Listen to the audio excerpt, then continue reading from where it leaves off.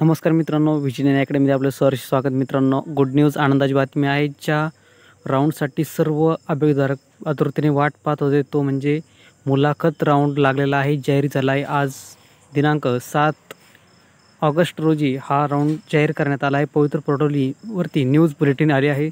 तर या न्यूज बुलेटिनमध्ये मुलाखत राऊंड जाहीर झाल्याचे कळवण्यात आले आहे. त्याचप्रमाणे इतर काय नोटिफिकेशन आहे ते सविस्तर पाहूया या व्हिडिओमध्ये. त्यापूर्वी चॅनलवर नवीन असेल तर प्लीज चॅनलला सबस्क्राईब करा, लाईक करा, शेअर करा. त्याचप्रमाणे ज्या अभ्यासधारकांचे संस्था मुलाखतीसाठी ज्यांची निवड झाली आहे, पात्र ठरलेत, अशा सर्व अभ्यासधारकांचे मनापासून खूप खूप शुभेच्छा, त्यांना सदिच्छा पुढील मुलाखतीसाठी. तर मित्रांनो, काय आहे या सविस्तर नोटिफिकेशनमध्ये पाहूया.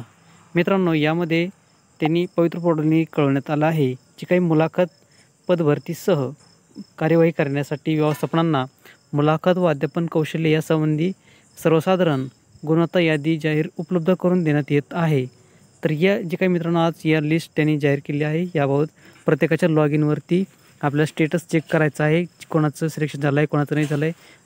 पवित्र पोर्टलवरती जाऊन लॉग इन करून आपण आपले जे काही अकाउंट स्टेटस चेक करायचं आहे, तुमची निवड झाली आहे किंवा नाही, तुम्ही रिकमेंड झाला आहात की नाही, हे स्वतः जाऊन तुम्ही विथ इंटरव्ह्यूच्या ऑप्शनवरती क्लिक करून तुम्ही चेक करायचं आहे. त्यानंतर मित्रांनो, यामध्ये मुलाखत व अध्यापन कौशल्य यासाठी शासन निर्णय दिनांक 7/2/2019 मध्ये एकूण 30 गुणांची तरतूद करण्यात आली होती.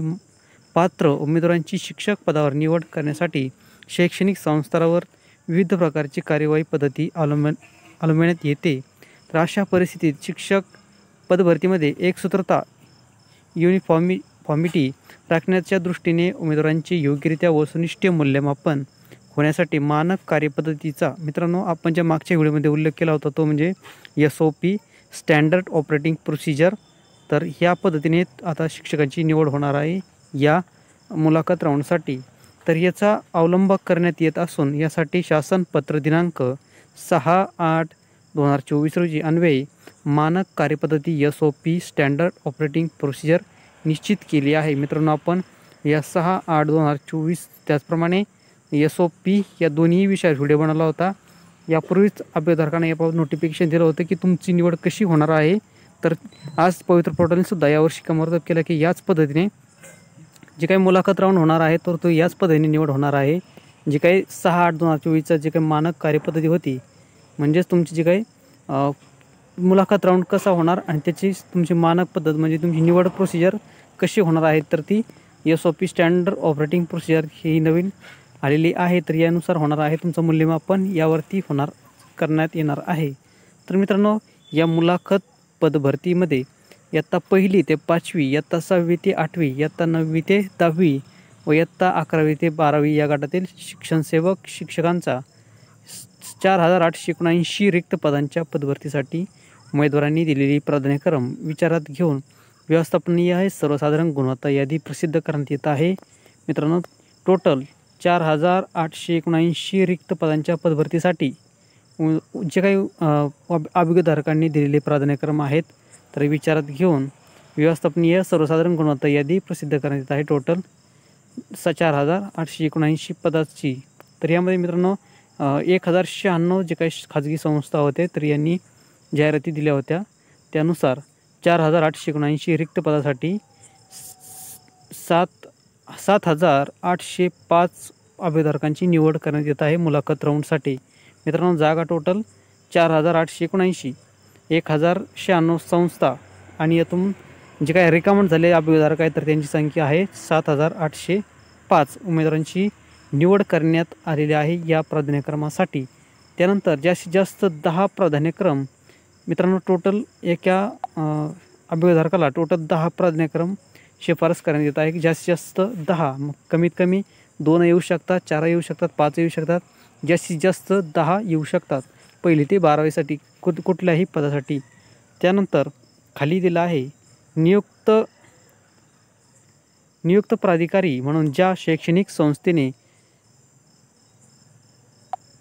संस्थेने पवित्र पोर्टलवर जाहिरात दिलेली होती, परंतु विविध कारणास्तव 11 शैक्षणिक संस्थांच्या एकूण 43 पदासाठी उमेदवारांची मुलाखत व अध्यापन कौशल्यासाठी शिफारस केली जाणार नाही, अशा शैक्षणिक संस्थातील सदर कमी होत असलेल्या रिक्त पदांची माहिती पोर्टलवर प्रसिद्ध करण्यात येत आहे. मित्रांनो, काही कारणास्तव 11 शैक्षणिक जे काही संस्था आहेत खाजगी, तर त्यांच्या एकूण 43 पदासाठी उमेदवारांची मुलाखत व अध्यापन कौशल्यासाठी शिफारस केली जाणार नाही. काही अडचणीमुळे जे काही खाजगी संस्था आहेत तर त्यांच्या 11 संस्था आहेत, तर या 11मधील टोटल 43 जागा आहेत ज्या काही कारणामुळे त्या भरल्या जाणार नाहीत, त्या रिक्त राहणार आहेत असंही कळवण्यात आलं आहे पवित्र पोर्टलवरती.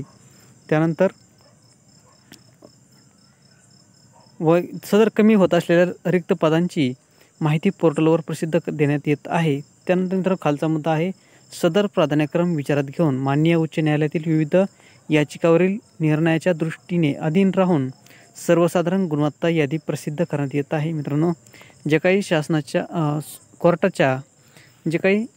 कोर्टाचे निरीक्षण नोंदवले आहेत त्या कोर्टाच्या विचारात याचिका आहेत, तर त्या याचिकासुद्धा विचारात घेऊन सर्व नियम अटी तपासून ही गुणवत्ता यादी प्रसिद्ध करण्यात येत आहे मुलाखत राऊंडसाठी.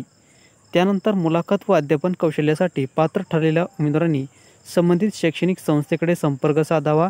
निवड प्रक्रियेबाबत जाहिरात दिलेल्या शैक्षणिक संस्थांना सविस्तर सूचना देण्यात येत आहे. मित्रांनो, ज्यांची या राऊंडसाठी निवड झाली आहे त्या सर्व अभियोजकांनी त्यांची ज्या ठिकाणी रिकमेंड झाली आहे तर अशा शैक्षणिक संस्थेवर कॉन्टॅक्ट करायचा आहे, तिथे संपर्क साधायचा आहे, तिथला टाईम टेबल चेक करायचा आहे, कधी येणार आहे टाईम टेबल, मुलाखत राऊंड कधी सुरू होणार आहे, या सर्व बाबी त्या संबंधित अभियोजकाने चेक करायचा आहे. त्या संस्थेसंग संपर्क करायचा आहे, कॉन्टॅक्ट करायचा आहे पुढील प्रोसिजरसाठी. त्यानंतर खाली आहे, जाहिरातीत दिलेल्या शैक्षणिक संस्थांनी निवड प्रक्रिया पार पाडण्याच्या दृष्टीने पोर्टलवर देण्यात आलेली सर्व सूचनांचे काटेकोरपणे पालन करावे. निवड प्रक्रियेदरम्यान शैक्षणिक संस्थांना काही अडचणी असल्यास त्यांनी जाहिरातीत मान्य केलेल्या संबंधित शिक्षणाधिकारी कार्यालयाशी संपर्क साधावा. मित्रांनो, जे काही निवड प्रक्रियेदरम्यान शैक्षणिक संस्थांनी ह्या राऊंडसाठी काही अडचणी असल्यास तर त्यांनी तात्काळ जाहिरातीत मान्य केलेल्या संबंधित शिक्षणाधिकारी कार्यालयाशी संपर्क साधायचा आहे. ज्या संस्थेला या राऊंडसाठी काही प्रॉब्लेम असतील, अडचणी असतील, त्यांनी तात्काळ संबंधित शिक्षणाधिकाऱ्याशी संपर्क करायचा आहे अशी सूचना आहे. त्यानंतर निवड प्रक्रियेदरम्यान उमेदवारांच्या तक्रारीचे निवारण करण्यासाठी संबंधित जिल्ह्याचे शिक्षणाधिकारी प्राथमिक माध्यमिक यांच्याकडे अर्ज करता येईल. मित्रांनो, काही अभ्यर्थ्यांच्या काही अडचणी असतील या निवड प्रक्रियेदरम्यान तर त्यांनी शिक्षणाधिकारी प्राथमिक माध्यमिक यांच्याकडे अर्ज करता येईल, त्यांना तिथे तक्रार नोंदवायची आहे. त्यानंतर उमेदवारांची तक्रारीबाबत अर्ज करताना योग्य तो पुरावा कागदपत्र सोबत जोडावेत. मित्रांनो, काही अभ्यर्थ्यांचे आक्षेप असतील या भरतीबाबत निवड प्रक्रियेदरम्यान काहींचं रिकमेंड झाले नसतील, त्या पात्र असून सुद्धा तर अशा उमेदवारांनी शिक्षणाधिकाऱ्यांकडे तक्रार करून आपल्या वस्तुनिष्ठ पुरावे सादर करायचा आहे, जेणेकरून पुढील त्यांच्या प्रोसिजरसाठी तर ही सर्व प्रक्रिया आहे. त्यानंतर याची खातरजमा शहानिशा तातडीने करावी व 3 दिवसात याबाबत संयुक्तिक निर्णय संबंधितांना कळवावा. संबंधित शिक्षण अधिकारी यांच्या स्तरावरून निराकरण न झाल्यास उमेदवारांनी संबंधित विभागाच्या विभागीय शिक्षण उपसंचालक यांच्याकडे आवश्यक त्या पुराव्यासह व शिक्षणाधिकारी यांच्याकडे दिलेल्या तक्रार अर्जासह अपील अर्ज दाखल करता येईल.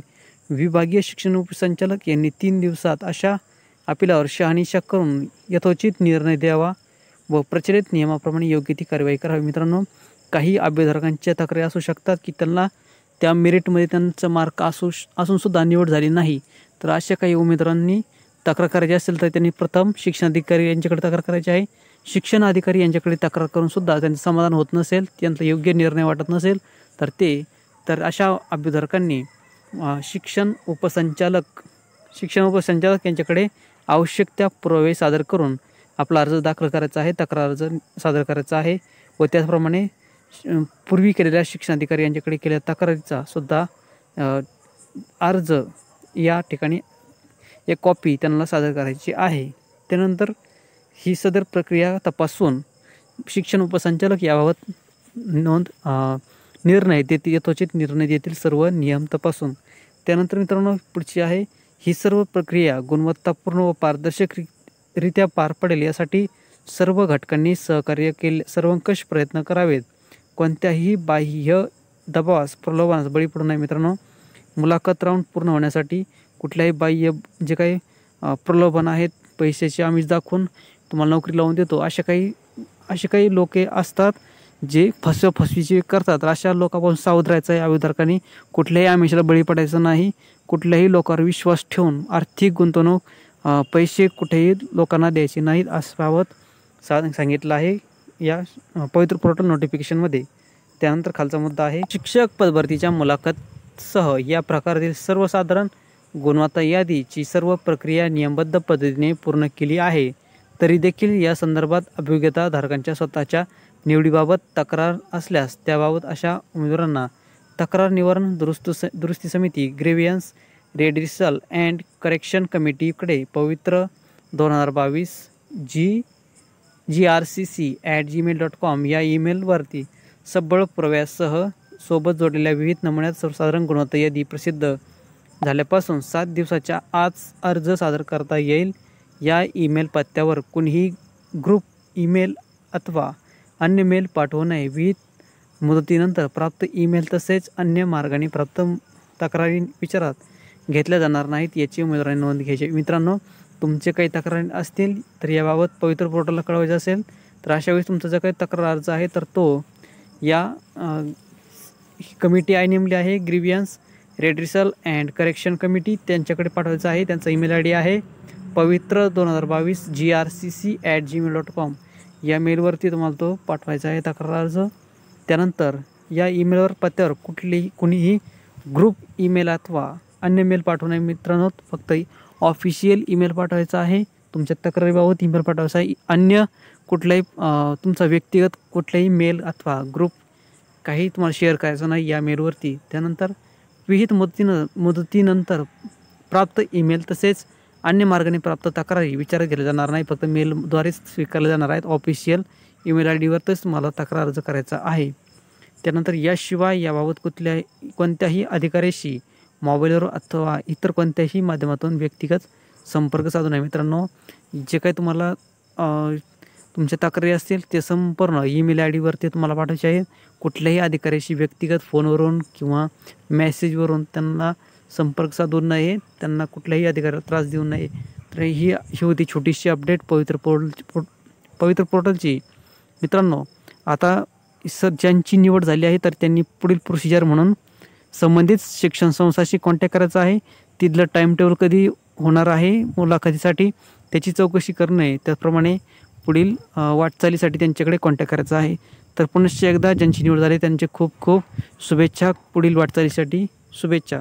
मित्रांनो, व्हिडिओ आवडला असेल प्लीज चॅनल सबस्क्राईब करा, लाईक करा, शेअर करा. धन्यवाद.